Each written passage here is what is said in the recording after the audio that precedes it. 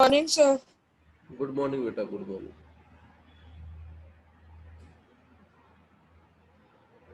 Yes, are you able to see the slides? Yes, sir. Okay. Yes, Yes, sir. sir. Today we are going to discuss about the role of police. So, what is the role of police in investigating a crime? Okay. तो जो investigating करती है crime के में इसमें police का क्या role होता है वो हम डिस्कस करेंगे. ओके. तो police investigate any complaint about the commission of a crime. जहाँ तक बेटा कोई भी कंप्लेन नहीं होती वहाँ तक पुलिस इन्वेस्टिगेशन स्टार्ट नहीं करती है. ओके. अब जैसे सुशांत केस था, किसी ने कंप्लेन नहीं करवाई तो उसने बोली से 60 डे निकल गए, पुलिस ने कोई इन्वेस्टिगेशन स्टार्ट नहीं किया उसमें. तो without complain police can't start the any investigation. और after complaint police maybe start the investigation. So how the process police start the investigation in this chapter we will discuss. तो क्या क्या करते हैं पुलिस वाले जब इन्वेस्टिगेशन स्टार्ट करते हैं तो the recording the statement of witness, यानी जो विटनेस होते हैं जिसने एक्सीडेंट एविडेंस जो होते हुए देखा है तो उनके विटनेस के स्टेटमेंट रिकॉर्ड किए जाते हैं. अब स्टेटमेंट कैसे रिकॉर्ड करते हैं, कितने क्रॉस स्टेटमेंट रिकॉर्ड किए जाते हैं, आपने क्या देखा, कब हुआ, आप कितने बजे यहाँ आए थे, आपको उसकी क्या पोजीशन थी, कैसे क्या किया, आप इससे पहले कहाँ थे, यानी कितनी इंक्वायरीज होती है और कितने उनका वे ऑफ जो इन्वेस्टिगेटिंग और जो स्टेटमेंट रिकॉर्ड करने का होता है और डिफरेंट तरीका होता है बेटा. तो first recording the statement of witness, जो विटनेस होते हैं उनके स्टेटमेंट को रिकॉर्ड करना पुलिस वालों का काम है. और second collecting the different kind of evidence, जो जो भी एविडेंस उनको लगता है कि ये वेपन्स यूज किया गया है या ये एविडेंस है तो उन एविडेंस को कलेक्ट किया जाता है, क्योंकि ये दोनों ही चीज़ें स्टेटमेंट और एविडेंस उनके बहुत इंपॉर्टेंट रोल प्ले करते हैं. After that they make the charge sheet और दिस एविडेंस और statement they represent in front of the जज, ताकि वो जज के सामने इन चीज़ों को रख सके. क्योंकि विदाउट द विटनेस और विदाउट द एविडेंस हम किसी चीज़ को प्रूव नहीं कर सकते कि ऐसा हुआ था. अब सपोज आप कह दो कि मैं जिस दिन क्राइम हुआ उस दिन वहां नहीं था, मैं उस जगह था, तो आपको एविडेंस तो देना पड़ेगा ना बेटा. यानी आपको कोई ऐसा एविडेंस दिखाना है कि आप किस जगह रुके हुए थे, उस जगह का कोई सीसीटीवी कैमरा, आपका मोबाइल नेटवर्क, कोई ऐसा सॉलिड प्रूफ दिखाना पड़ता है जिससे ये प्रूव कर सको आप कि आप उस जगह नहीं थे. ओके. तो इस टाइप से पुलिस विटनेस के स्टेटमेंट रिकॉर्ड करती है और जो collecting the different kind of evidence जो होते हैं, जो भी एविडेंस केस से रिलेटेड उनको रिकॉर्ड किया जाता है और कलेक्ट किया जाता है. Then framing an opinion and acting according to it, और उसी के अकॉर्डिंग पुलिस वर्क करती है. एक्टिंग मतलब वर्क करते है, एक्ट करती है. ओके. अब जैसे एविडेंस मिला कि क्या मिला, अब इसमें क्या है बेटा, जैसे कुछ ऐसी चीजें हैं कि अगर सीरियस क्राइम है तो पुलिस चाहे तो डायरेक्ट उसको अरेस्ट कर सकती है, क्योंकि it depend on the crime कि सस्पेक्ट्स ने कैसा क्राइम किया है, तो उसी के अकॉर्डिंग पुलिस एक्ट करती है. कभी कभी बहुत छोटा क्राइम है तो उसके लिए आपको पुलिस अरेस्ट नहीं कर सकती, तो पुलिस वैसे एक्ट करती है जैसे वो फ्रेम करती है charge sheet. If the police think that the evidence point to a guilt of the accused person then they file the charge sheet in the court. अगर पुलिस को लगता है कि एविडेंस जो उन्होंने इकट्ठे किए हैं और स्टेटमेंट सफिशिएंट है एक्यूज पर्सन को पनिशमेंट दिलाने के लिए, तो they may be file the charge sheet in the court. Charges मतलब जो किसी एक्यूज पर्सन पे लगाए गए हैं चार्जेस, केसेस, और चार्जेस केसेस, और file the charge sheet in the court, और लेटर ऑन उस चार्जशीट को कहाँ फाइल कर देते हैं, कोर्ट के अंदर. तो you know court play the important role to decide the particular person is guilty और नॉट. ये डिसाइड कौन करता है, ये कोर्ट करता है, न कि पुलिस वाले. तो these are the duties we have seen about the police, see in details. Okay. So to continue the what is the role of the police in investigating the crime, तो rule of law. अब हमारी country में क्या होता है बेटा, no one is above the rule of law. कोई भी जो सबसे टॉप पे क्या आता है वो लॉ आता है हमारे, यानी कानून से बड़ा कोई नहीं होता टिल प्रेसिडेंट भी नहीं, क्योंकि उनको भी वही पनिशमेंट होगा जो हमें होगा, ऐसा नहीं है। No one is above the law. तो सबसे टॉप पे आता है रूल ऑफ लॉ। ओके, हमेशा हम सुनते हैं कि रूल ऑफ लॉ क्या है, रूल ऑफ लॉ क्या है। रूल ऑफ लॉ मीन्स होता है कि no one person is above the law. कोई भी कानून से बड़ा नहीं है, कोई भी लॉ से बड़ा नहीं है, सब एक जैसे हैं। भले से वो प्रेसिडेंट हो, चीफ मिनिस्टर हो, ऑर्डिनरी सिटीजन्स हो, और अम्मी क्यों ना हो, all are equal, same punishment है हमारी। तो everyone is subjected to the law of the land. सब मतलब all are part of the laws, including the police also. यानी पुलिस भी उस कानून से ऊपर नहीं है, उन रूल्स रेगुलेशन से ऊपर नहीं है। यानी पुलिस जो इन्वेस्टिगेशन वर्क करती है, जो स्टेटमेंट रिकॉर्ड करती है, एविडेंस कलेक्ट करती है, तो वो भी एक लॉ को फॉलो करते हुए ऐसा करेगी। वो लॉ को इग्नोर नहीं कर सकती, police can't ignore the laws. Okay, तो उसको भी लॉ फॉलो करने हैं। अब क्या क्या लॉ पुलिस वालों के लिए बनाए हम देखेंगे अभी। तो police investigations always have to be conducted according with the law, with full respect for human rights. जो ह्यूमन राइट्स बनाए हुए हैं तो उनके फुल रेस्पेक्ट के साथ उसको वर्क करना पड़ता है, किसको, पुलिस को। अब what are the full respect, what are the human rights law, तो we are going to discuss in details क्या क्या होते हैं। तो guideline laid down by the supreme Court that the police must follow at the time of arrest, detention और interrogation. Interrogation मतलब किसी person को अरेस्ट कर लिया है या उसको कस्टडी में लिया गया है इंक्वायरी के लिए, या इंट्रोगेशन के लिए उसको जेल में डाल दिया गया है। ओके, तो इन सब में जो गाइडलाइन सुप्रीम कोर्ट ने दे रखी है ना बेटा, हमें वो सब फॉलो करनी पड़ती है पुलिस वालों को भी। तो what is the guideline given by the court, supreme court. Okay, so what is the guidelines given by the Supreme Court? So guideline of the Supreme Court, the police are not allowed to torture or beat or shoot anyone during the investigation। पहली guideline है कि police किसी को भी torture नहीं करेगी during the investigation, पीटेगी नहीं, और shoot any during the investigation, और किसी को बुलेट्स और गोली भी नहीं मारेगी ड्यूरिंग द इन्वेस्टिगेशन। पता चला किसी से इंक्वायरी हो रहा है और वो उससे पूछा जा रहा है तुमने ऐसा किया, वो जवाब नहीं दे रहा, पुलिस उसको शूट आउट कर दे, तो ऐसा कभी नहीं होता बेटा। लेकिन ये एक लॉ है, बट कुछ इसमें इससे भी चीजें कि इन केस ऑफ सामने वाला अगर पुलिस पे फायर करता है तो पुलिस वाले भी अपने डिफेंस में, सेल्फ डिफेंस जिसको बोला जाता है, सेल्फ डिफेंस में वेपन्स को यूज कर सकते हैं। लेकिन उनके लिए भी एक बाउंडेशन है कि they may be fire the bullets below the miss the आप लाइक ए लेग, और जो पैर होते हैं उनके नीचे वो बुलेट्स मार सकते हैं, न कि ऊपर। ऐसे भी कुछ रूल्स है। तो कभी कभी पुलिस वाले भी ऑल आर बाउंडेड, पुलिस वाले भी एक लॉ के अंदर रख के काम करते हैं। लेकिन कितने केस आप ऐसे भी देखते होंगे जिसमें पुलिस अपने तरीके से काम करती है, तो उसमें पब्लिक कोई भी अपोज नहीं करता। अब जैसे आपने अभी एक केस, आपको ध्यान नहीं हो तो मैं बताता हूँ बेटा, कि police sometime misuse their powers. Okay, तो if you know the there ये famous case was inside the UP. UP के अंदर एक केस हुआ था और उसके अंदर एक क्रिमिनल था। तो उसने क्या किया कि वो उसके घर पे आया होगा, तो I don't disclose the name, मैं डिस्क्लोज नहीं करना चाहता नेम। तो उसमें क्या हुआ कि someone has given the information to the police कि वो घर के अंदर है। तो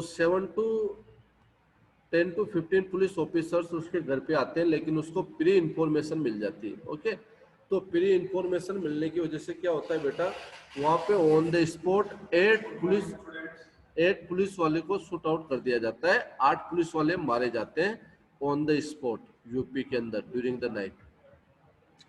तो व्हाट हैपन्स, वो वहां से फरार हो जाता है, भाग जाता है। तो पुलिस वाले, अब किसी पुलिस वालों को मारा है तो पुलिस वाले उसको छोड़ेंगे तो है नहीं, अब उनको लॉ में रख के भी वर्क करना है।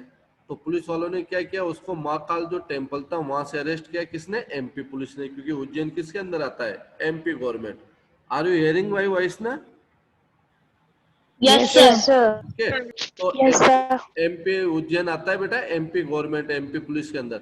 तो एमपी पुलिस ने उस जो क्रिमिनल था उसको वहां से अरेस्ट किया और लेटर ऑन उसको यूपी पुलिस को हैंड ओवर कर दिया। तो यूपी पुलिस ने जैसे अपना स्टेट बॉर्डर क्रॉस किया, यूपी पुलिस ने अपना स्टेट बॉर्डर क्रॉस जैसे किया और आफ्टर 1 और 2 किलोमीटर के अंदर ही उस गाड़ी का एक्सीडेंट दिखा दिया और ऑन द स्पॉट की बकते हुए उसको बुलेट्स मार दी पीछे से कि इसका गाड़ी का एक्सीडेंट हो गया और गाड़ी को ये पक्के जा रहा था और हमने इसको शूट आउट कर दिया, एनकाउंटर कर दिया इसका। तो पुलिस वाले कभी कभी ऐसा काम भी करते हैं, लेकिन वो तब करते हैं कि वो एक नॉर्मल सिटीजन्स को नहीं मारते बेटा। कभी कभी फेक एनकाउंटर भी होते हैं, आई एग्री, फेक एनकाउंटर भी होता है, लेकिन पुलिस वाले क्रिमिनल को मारते हैं तो पब्लिक भी जानती है कि कोई पेट्रोट कोई देशभक्त तो मरा नहीं है, एक क्रिमिनल ही मरा है। तो इसलिए फिर उस आवाज को इतना नहीं उठाया जाता। जैसे आनंद पाल का भी एनकाउंटर किया था पुलिस ने। तो इससे कितने फेक एनकाउंटर भी होते हैं, कुछ रियल एनकाउंटर भी होते हैं। तो पुलिस को राइट्स तो है, लेकिन वो एक लिमिटेशन एक इसके अंदर ही है बेटा, यूं नहीं है। यानी after permission of the magistrate they can take the action, okay. तो the police are not allowed to torture और beat shoot any during the investigation. तो पुलिस वालों को ये अलाउ नहीं होता कि किसी को टॉर्चर करना, पीटना और शूट आउट करना during the investigation. Second, they cannot inflict any form of punishment on a person even for petty offenses। पेटे मतलब छोटे अपराध, जो छोटी मोटी गलती के लिए वो इस टाइप के पनिशमेंट किसी को नहीं दे सकते, ओके। तो ये तो हमने पढ़ा सुप्रीम कोर्ट की गाइडलाइन। फिर हम आगे पढ़ेंगे बेटा जो सुप्रीम कोर्ट टू रिलेटेड जो ब्रॉडली डीके बासु गाइडलाइन दे रखी है। तो DK Basu guideline will discuss later on. पहले हम पढ़ लेते हैं कि आर्टिकल नंबर 22 क्या है जो हमें दिया गया है। तो आर्टिकल नंबर 22, ये criminal law also guarantee some right to the every arrested person. यानी जिन लोगों को अरेस्ट किया जाता है उनको कुछ स्पेशल राइट्स दिए गए हुए हैं इन आर्टिकल नंबर 22। अब आर्टिकल नंबर 22 है क्या? See the right to be informed at the time of arrest of the offence for which the person is being arrested. यानी जिस इंसान को अरेस्ट किया गया है तो उसको हमें वो पुलिस वालों को उसको बताना पड़ेगा कि क्यों अरेस्ट किया गया है, और टाइम ऑफ अरेस्ट आल्सो, यानी उसको पूरी जानकारी देनी पड़ेगी उसके रिलेटिव को इनको कि आपके इसको अरेस्ट कर लिया। तो उसको राइट टू 22 आर्टिकल नंबर के अंदर राइट से अपने आप को बचाने का, क्योंकि अरेस्ट करने से वो थोड़ी प्रूफ हो गया कि वो क्रिमिनल है। प्रूफ कौन करेगा? प्रूफ तो जुडिशरी करेगी, कोर्ट करेगा। तो इसलिए उसको right to inform the time of arrest offences which the person being arrested. तो उसको राइट से जानने का कि क्यों अरेस्ट किया गया और टाइम और सब चीजें, okay. Second, the right to be presented before the magistrate within 24 hours of arrest. यानी किसी को अरेस्ट कर लिया तो पुलिस वालों को ज्यादा राइट्स नहीं है कि वो उसको अपने पास रखे, टॉर्चर करे।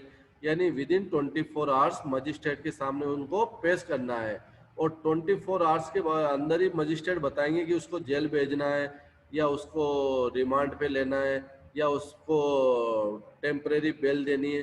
तो it will decided by the magistrate only, okay, not a police. तो पुलिस केवल ये चाहती है कि सपोज किसी पर्सन को अरेस्ट किया, अब पुलिस को इन्वेस्टिगेशन करना है 3 और 4 डेज के लिए, तो पुलिस अपील करेगी एक सॉलिड प्रूफ देके कि we need the investigation for 4 days. तो उसमें मजिस्ट्रेट को लगेगा कि इनका जो डिमांड है इट इज लीगल, तो magistrate can give the permission, either then magistrate may be reject their demand. वो भी मजिस्ट्रेट भी कोई उनकी डिमांड को जब भी रिजेक्ट करेंगे जब उनको लगेगा कि इनकी डिमांड बिल्कुल लॉजिकल नहीं है, ओके। तो राइट टू बी प्रेजेंटेड यानी मजिस्ट्रेट के सामने 24 आवर्स के अंदर ही प्रेजेंट करना है। अगर ऐसा लॉ नहीं होता बेटा तो पता चला पुलिस वाले तो किसी को भी अरेस्ट करके 1 साल 2 साल तक जेल में डाल के रख लेते। अगर 24 आवर्स का लॉ नहीं होता, अगर मजिस्ट्रेट के सामने पेश करने की कोई बाउंडेशन नहीं होती, तो पुलिस में भी अरेस्ट एनी वन पर्सन और वो 1 ईयर 2 ईयर के लिए डाल के रख लेते, चार्जशीट फाइल ही नहीं करते।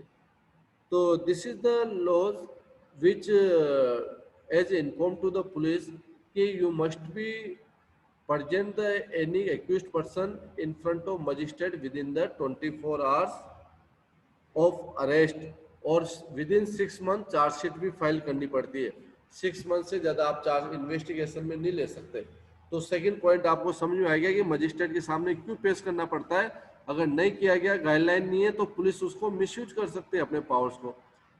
Third, the right not to be ill treated और torture during the arrest on custody.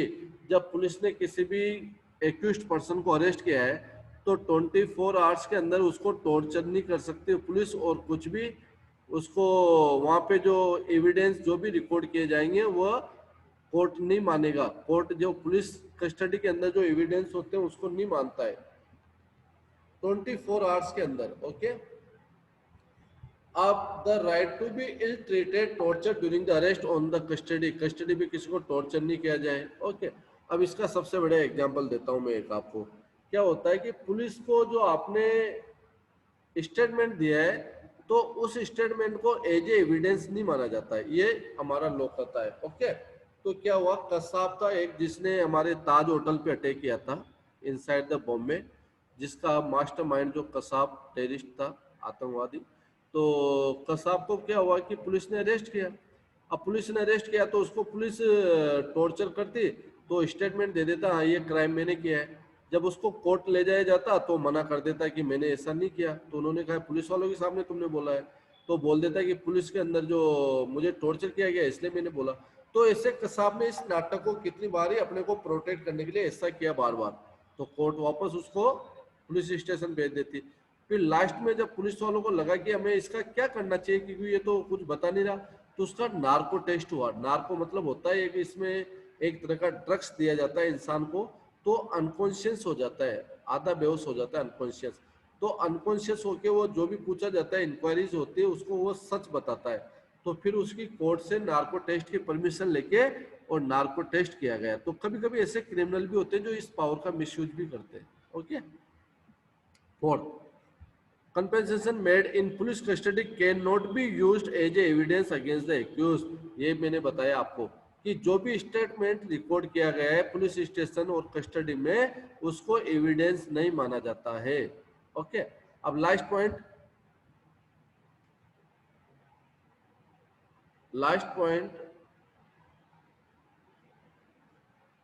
ये boy under the 15 years of age और ये women can not be called the police station only for. Sir आपकी आवाज कटी कटी आ रही है। चलो ओके बेटा, नेटवर्क प्रॉब्लम आ जाती है कभी। अब अभी सही आ रही है? Hello, yes sir. यस तो ये बॉय 15 years of age और women can not be called the police station only for questioning. ये भी रूल है कि किसी लड़का जो कोई भी बॉय, कोई भी एनीवन 15 years से जिसकी बिलो एज है बॉय की, और women can not be called the police station only for questioning. तो केवल क्वेश्चनिंग करने के लिए हम किसी भी 15 years बिलो चिल्ड्रन और किसी वुमेन को ड्यूरिंग नाइट पुलिस कस्टडी में कॉल नहीं किया जा सकता, ओनली फॉर क्वेश्चनिंग ओनली, जहां तक सीरियस क्राइम हो। तो this are the point we have discussed today कि what is the role of police बेटा, and what is the role of police in investigation, what is the supreme court guideline, और what is the article number 22। तो all this point we have discussed today, tomorrow will discuss the next. तो 4 pillars जो होते हैं judiciary में, police, defence lawyer, public prosecutor और जज, तो हमने एक पिलर को डिस्कस कर लिया, that is the police. Okay बेटा, तो sir yes sir sir sir Riya का नार्को टेस्ट क्यों नहीं हो रहा? रिया का नार्को टेस्ट इसलिए नहीं हो रहा बेटा क्योंकि जो रिया से पूछा जा रहा है ना, तो वो सब चीजें बता रही है।